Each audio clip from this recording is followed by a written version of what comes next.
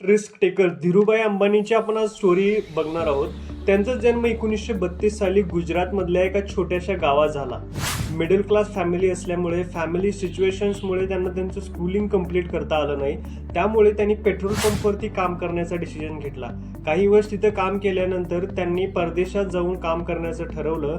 10 वर्ष परदेशात जाऊन काम केल्यानंतर ते भारतात परत आले.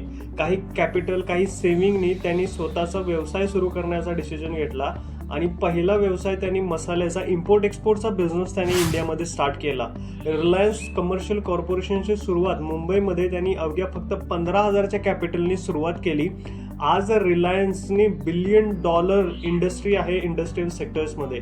हे शक्य झालं धीरूभाई अंबानीच्या लिडरशिपमुळे. त्यांच्या गायडन्स अंडर रिलायन्स इंडस्ट्री आज इतकी मोठी झालेली आहे. वेगवेगळ्या सेक्टर्समध्ये त्यांनी त्यांची पंख पसरलेले आहेत.